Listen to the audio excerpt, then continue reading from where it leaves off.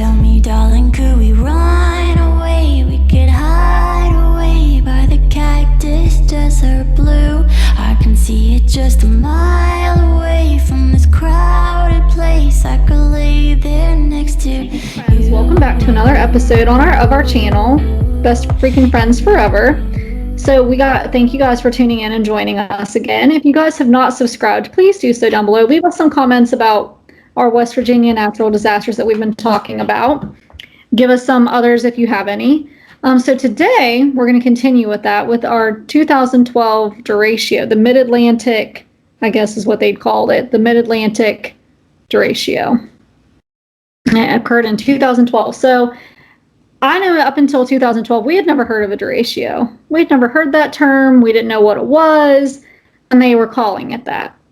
So it is a term which means straight ahead in Spanish, and it was coined in 1888 by Gustavus Henrichs, a physics professor at the University of Iowa, who sought to distinguish these straight and moving winds, because that's really what they are. Instead of twirling, they're straight winds.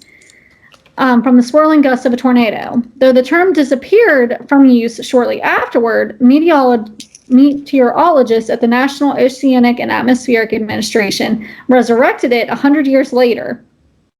It entered the public lexicon in 2012, when one of the most destructive derechos in history swept across roughly 700 miles from Ohio to the mid-Atlantic coast, killing 22 people and causing serious damage in metropolitan areas including Chicago and Washington, D.C. So, and this is one that we actually lived through, obviously. We were alive for, and we were old enough to remember it, and I mean, we were out of college. I graduated this year, I think, or that year, like from undergrad. Yeah. Grad school. Yeah. Well, I just remember that night, like my mom and I had gone shopping, and she checked radar for some reason. I don't even remember why she was checking the radar. And I just remember it was the first time I'd ever seen, because like on the radar, all it showed was literally this long red, like basically line moving towards us.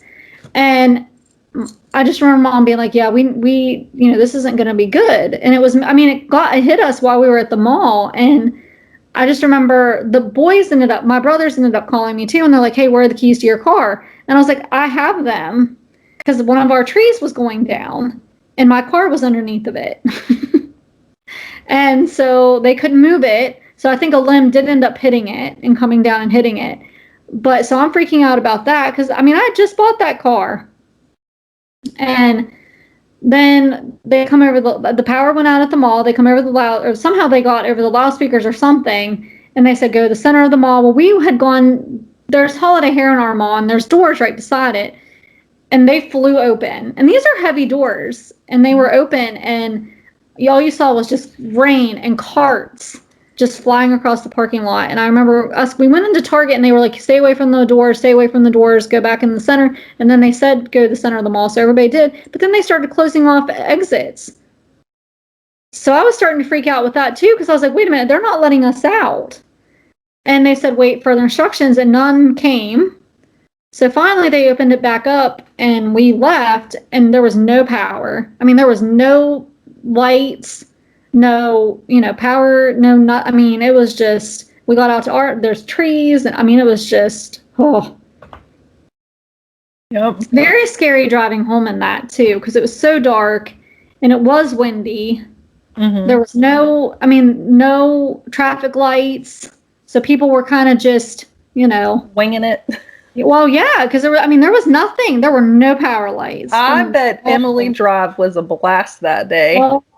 Listen, on Route 50, going up Route 50, absolutely, because that area is horrible anyway. Even with lights. Yeah, on a good day, that is horrible. So I can only imagine. So my oldest and I, we were over in Elkins eating with my family, and we were eating with them, and it was really pretty out, and then went to leave to come home. And as I'm on the highway coming home, and I'm about 30 minutes away, and I was seeing trees the tops of them touched the ground. Like they were bending over and touching the ground. That's how intense the winds were. And all I thought to myself was, where's the tornado?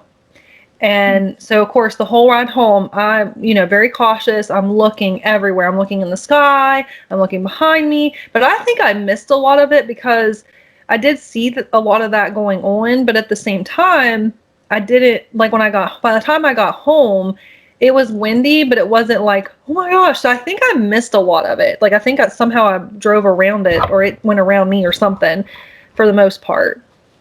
So I made it home. I was scared to get out of the car because I was like, I just saw crazy winds coming home. It wasn't so bad when I got home, but it was still blowing around everywhere. And like whenever I was driving here, by the time I got like in my town, I saw stuff just laying on the road, like beside the road, on the road. It was nonsense. And I was like, okay. But I was afraid to get out because I was like, I don't want us to get hit by anything. And we did get in the house and the electric was just off. We were just without electric.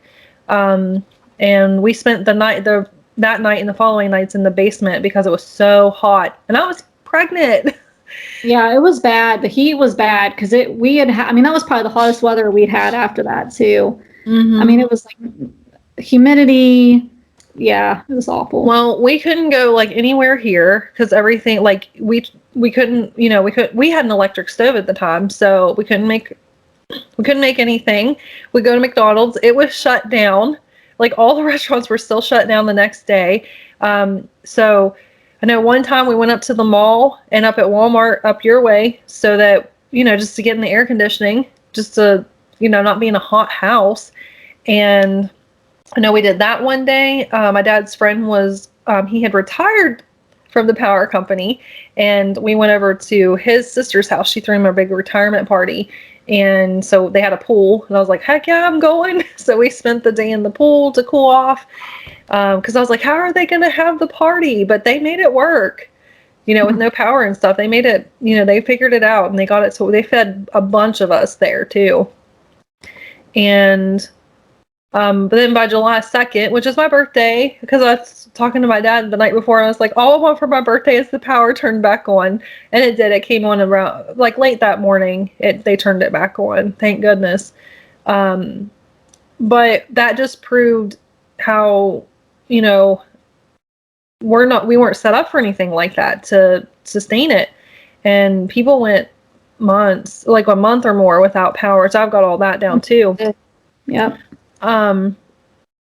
But later that year, Hurricane Sandy hit up north, up Jersey, and we got a bunch of snow down here. Do you remember that? I do, and it was early in the season for snow because we still had leaves on the trees, right? Mm-hmm. It was like October, and we didn't get a lot of snow. It was because, like you said, it was still early, so it was warmer. It was heavy, wet snow. It wasn't. Yep, and like I said, it still had. Yep, it was awful.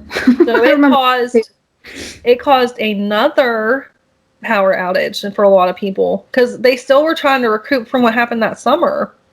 And then, do you remember all of the power line trucks, like the convoys of power line trucks coming on the interstate, and they'd be parked on Emily Drive or just up anywhere they could park, and we were trying to we tried to have places for them to stay because they were coming from all kinds of states to come try to help. I just remember the convoys and convoys of them. It was crazy. Well, I just want to say, so like when Texas got hit, was that earlier this year when Texas got hit with that snowstorm?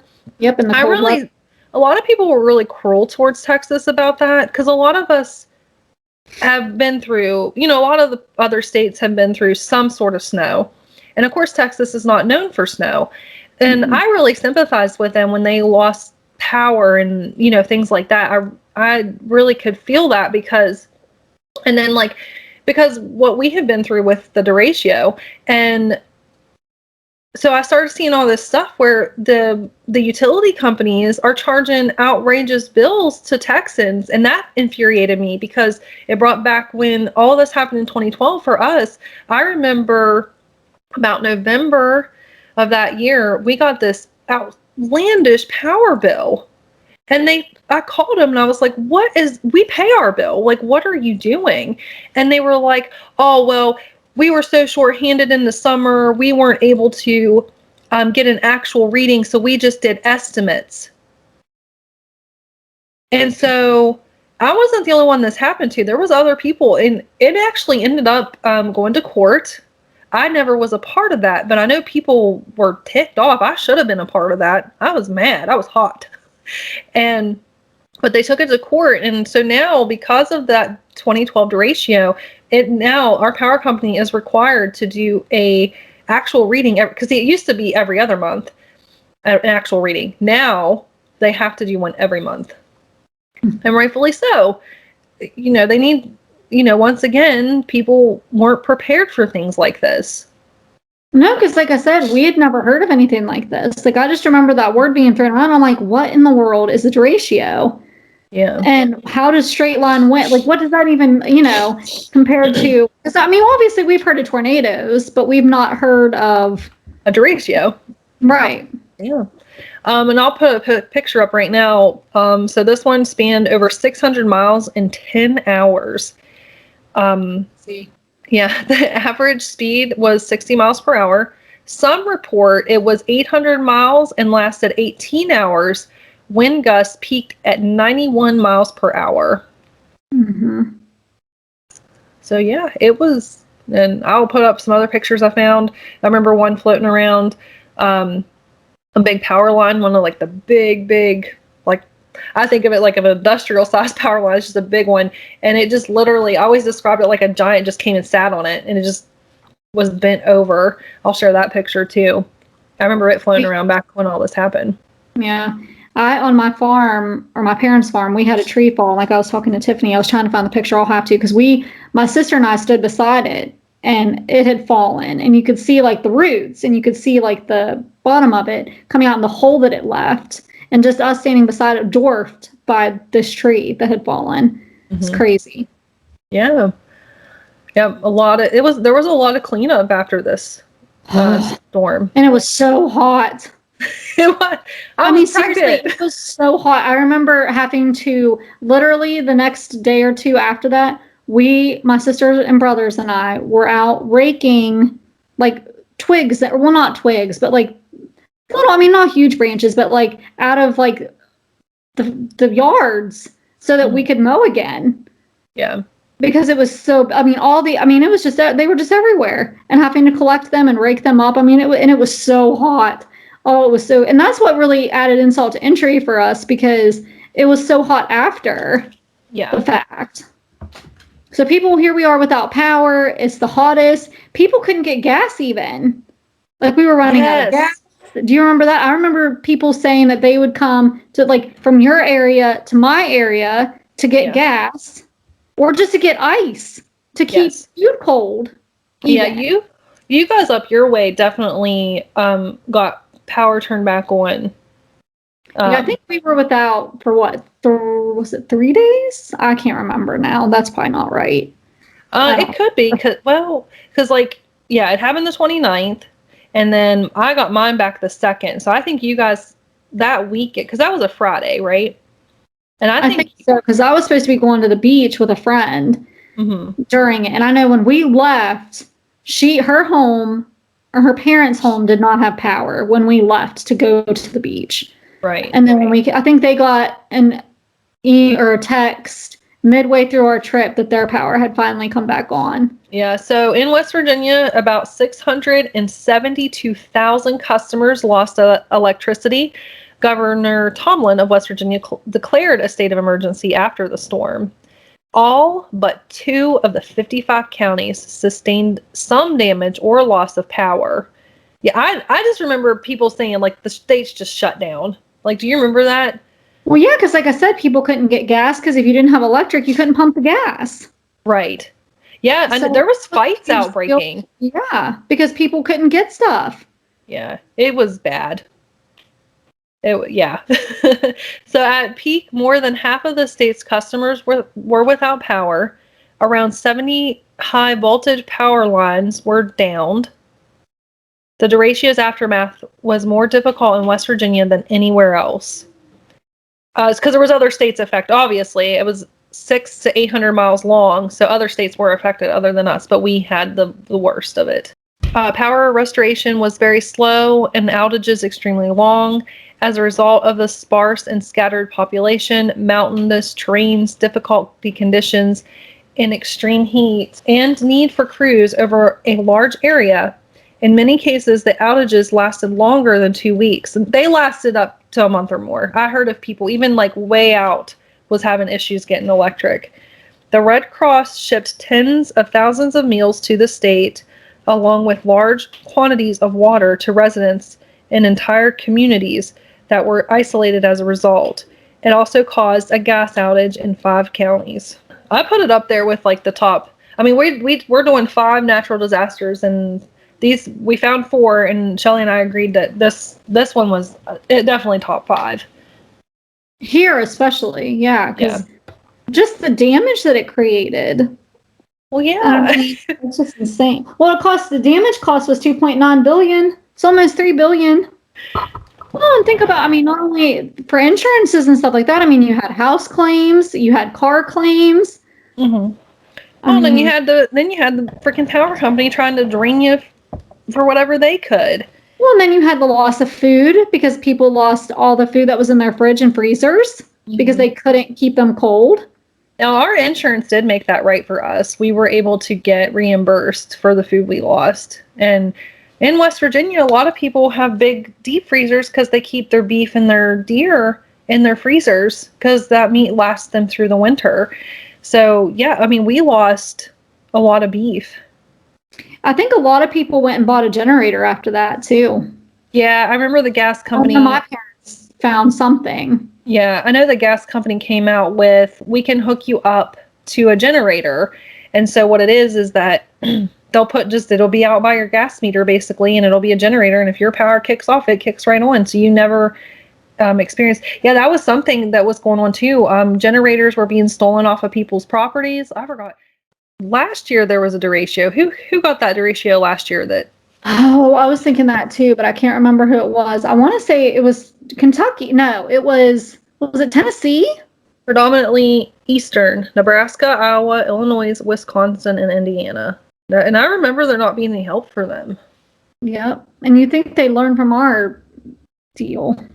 I feel like we're always put on the back burner so people don't really notice. Because people were like, because I remember on Twitter, people were like, why aren't they getting help? Like, that's crazy. I've never even heard of a derecho. And I was like, back in 2012, West Virginia, the whole state shut down. All right, that was West Virginia's 2012 derecho.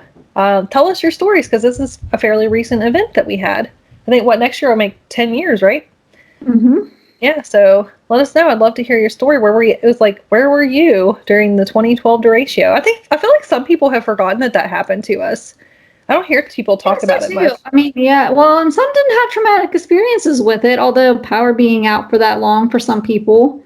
Yeah. I mean, someone did because people were fighting over gas. Yeah, so let us know your stories down below. We would love to hear them. I'm sure everybody else would too, so please share. But until next time, I am Tiffany. This is my BFF, Shelley. Join us next time, friends, for another great episode.